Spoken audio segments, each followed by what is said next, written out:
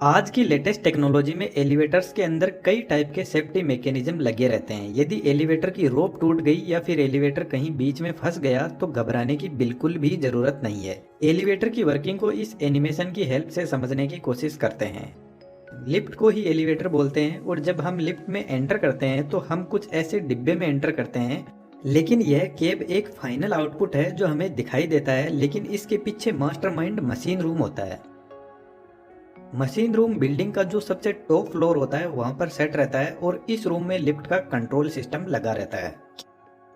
Cab से हम जो भी इनपुट देते हैं कि कौन से फ्लोर पर जाना है, यह इनपुट सबसे पहले इस कंट्रोल यूनिट के पास पहुंचता है और कंट्रोल यूनिट लिफ्ट को रोकना, स्टार्ट करना, गेट ओपन एंड क्लोज करना, मोटर को रोकना, ब्रेक लगाना, यह सब इसी यूनिट के अंडर आता है। लिफ्ट को अप डाउन करवाने के लिए एक powerful 3 phase slip ring induction motor लगी रहती है। स्लिप रिंग इंडक्शन मोटर का यूज इसलिए किया जाता है क्योंकि लिफ्ट जब रेस्ट पोजीशन से रनिंग कंडीशन में आती है तो हाई स्टार्टिंग टॉर्क की जरूरत पड़ती है और स्टार्टिंग में हाई टॉर्क डीसी मोटर के अलावा स्लिप रिंग इंडक्शन मोटर से इजीली लिया जा सकता है। मोटर के आगे एक व्हील लगा रहता है जिस पर ब्रेकिंग सिस्टम होता है। लिफ्ट जिस भी फ्लोर पर रुकती है वहां पर यह ब्रेक ऑटोमेटिकली एक्टिवेट होता है और लिफ्ट को रोकता है। ब्रेकिंग सिस्टम में सोलेनोइड असेंबली होती है। जब सोलेनोइड सिस्टम में इलेक्ट्रिसिटी नहीं दी जाती है तो ब्रेक पैड कुछ इस तरीके से व्हील पर जबरदस्त फोर्स लगाते हैं और व्हील को पकड़ कर रखते हैं। क्योंकि ब्रेक पैड पर लगी स्प्रिंग का फोर्स आ रहा है और जब लिफ्ट को स्टार्ट करना होता है तो सोलेनोइड सिस्टम को सप्लाई दी जाती है। तो इसमें एक प्लंजर लगा रहता है कुछ इस टाइप का और इसके दोनों साइड में सोलेनोइड कोयल लगी रहती है। जैसे ही इन कोयल में सप्लाई मिलती है तो यह इलेक्ट्रोमैग्नेटिक फील्ड जनरेट करेगी और यह कोयल प्लंजर को नीचे की तरफ पुल करेगी, जिससे प्लंजर लीवर आर्म पर फोर्स लगाएगा और स्प्रिंग को कंप्रेस करेगा, जिसकी वजह से ब्रेक पैड व्हील से दूर हो जाएंगे और लिफ्ट चलने लग जाएगी।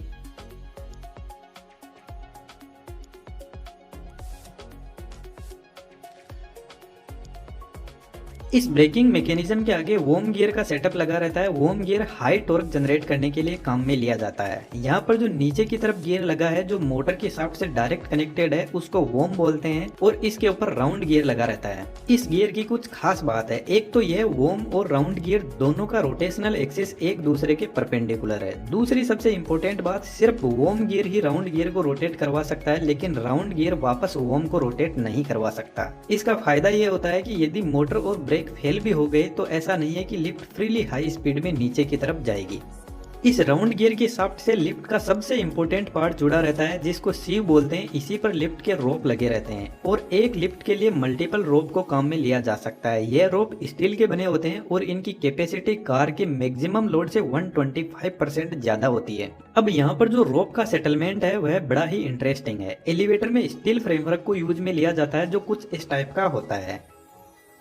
इस स्ट्रक्चर में यहाँ पर जितनी भी रोप है उनको परमानेंटली सेट कर दिया जाता है। उसके बाद में यहाँ से रोप जाती है काउंटर वेट के पास में। काउंटर वेट के ऊपर एक पुली लगी रहती है जो फ्रीली रोटेट करती है। इसको किसी भी मोटर से डायरेक्ट पावर नहीं मिलती है। अब इस काउंटर वेट का क्या फंक्शन है इसको थोड़ा सा आगे समझते हैं। काउंटर वेट से आगे रोप जाती है वापस ऊपर की तरफ सीव के पास में और इस पुली को आपको पता है मोटर से पावर मिलती है और यहाँ से रोप वापस नीचे की तरफ केब के पास में जाती है और केब के ऊपर भी दो पुली लगी रहती है जो फ्रीली रोटेट करती है और केब से होते हुए रोप को वापस ऊपर की तरफ जो लिफ्ट का स्ट्रक्चर है उससे टाइट कर दिया जाता है।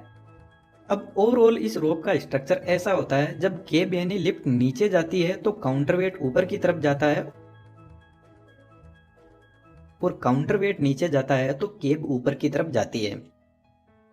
दोस्तों now back to the point. Counter weight basically system को बैलेंस करने के लिए होता है ताकि मोटर ओवरलोड कंडीशन में काम ना करे, लेकिन असल में यह एकदम बैलेंस कंडीशन में नहीं हो पाता है। मानकर चलते हैं इस कार का वजन 500 केजी है और 500 केजी का हम साइड में काउंटर वेट लगा देते हैं तो सिस्टम बैलेंस हो जाएगा, लेकिन जैसे ही लिफ्ट में दो आदमी बैठेंगे तो यह फिर से अनबैलेंस हो जाएगा। तो हमारे पास में एक तरीका तो है इसके अंदर वेट रखा जाए बैलेंस करने के लिए, लेकिन चलती लिफ्ट में यह कर पाना पॉसिबल नहीं है। इसलिए मानकर चलते हैं केब का वेट 500 केजी है और इसकी लोडिंग कैपेसिटी 1000 केजी है, तो काउंटर वेट साइड में रखा जाएगा। कार का weight plus half of total capacity होता है, यानी साइड में काउंटर वेट 1000 केजी रखा जाएगा। अब यदि लिफ्ट खाली है तो काउंटर वेट 500 केजी ज्यादा है और लिफ्ट फुल होगी तो 500 केजी कम हो जाएगा।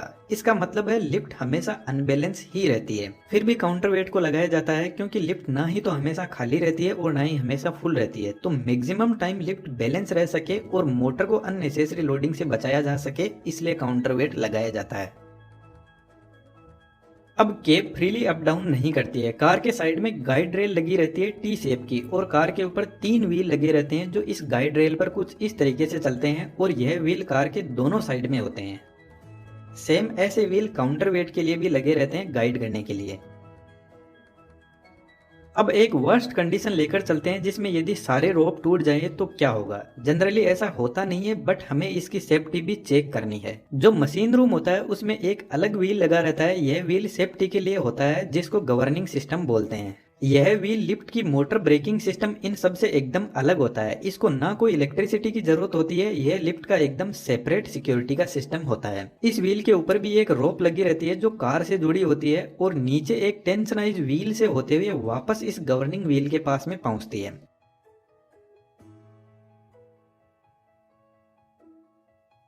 जब लिफ्ट अप डाउन होती है तो यह गवर्निंग व्हील भी रोटेट करता है। यह व्हील लिफ्ट की स्पीड को चेक करता रहता है और इसमें लिफ्ट की स्पीड को सेट किया जाता है। मानकर चलते हैं लिफ्ट की स्पीड 3 मीटर पर सेकंड है। अब यदि केब की स्पीड 3 मीटर पर सेकंड से 15% कम या ज्यादा हो गई तो यह सिस्टम एक्टिवेट हो जाता है। अब देखना इंटरेस्टिंग होगा कि यह सिस्टम एक्टिवेट कैसे होता है। जैसे ही मेन रोप टूटती है तो केब स्पीड में नीचे जाना शुरू करेगी और इस व्हील के अंदर पिन होती है जो नॉर्मल कंडीशन में व्हील से अलग रहती है और जैसे ही व्हील स्पीड में रोटेट करेगा तो यह पिन कुछ इस तरीके से व्हील को रोक देगी और व्हील के रुकते ही रोप भी रुक जाएगी और रोप के रुकते ही कार के नीचे एक लीवर लगा रहता है जो रोप से जुड़ा होता है। जब रोप रुकेगी तो लीवर अपने आप ही ऊपर की तरफ पुल होगा और लीवर के साथ में कुछ ऐसा मैकेनिज्म तैयार किया जाता है कि गाइड रेल के दोनों तरफ वेजेस लगी रहती है, वह गाइड रेल को टच करेगी और उस पर फिसलने लग जाएगी और लीवर जैसे जैसे टाइट होता जाएगा तो वेजेस गाइड रेल को जबरदस्त तरीके से पकड़ लेगी और जैसे हमारी गाड़ी के ब्रेक लगता है वैसे यहाँ पर भी ब्रेक लग जाएगा। अब मेन रोप के टूटते ही लिफ्ट बहुत नीचे नहीं जाएगी, सिर्फ कुछ ही फीट नीचे की तरफ जाएगी और ब्रेक लग जाएंगे और लिफ्ट में बैठे हुए लोगों को हल्का सा एक झटका महसूस होगा। मानकर चलते हैं इससे भी खराब कंडीशन, यदि यह ब्रेक भी फेल हो गए तो क्या होगा। जब केब नीचे ग्राउंड से टकराने वाली होती है तो वहां पर हाइड्रोलिक बफर लगे रहते हैं जो एक स्प्रिंग की तरह काम करते हैं और केब जब नीचे इन स्प्रिंग पर गिरती है तो केब में बैठे हुए लोगों को ऐसा लगता है जैसे खिलाड़ी ने बॉल को कैच किया है। अब यहाँ पर झटका तो लगता है लेकिन ऐसा भी नहीं है कि आपका बहुत कुछ नुकसान हो जाएगा। बट दोस्तों बहुत ज्यादा क्रिटिकल कंडीशन में ही एलिवेटर फेल हो सकती है, जैसे कोई भूकंप आ गया, क्योंकि इसके कंट्रोल सिस्टम में मोटर की speed, brake system, lift speed और करंट, वोल्टेज, फ्रीक्वेंसी हर चीज की मॉनिटरिंग की जाती है, तो लिफ्ट के फेल होने के चांस ना के बराबर होते हैं। अब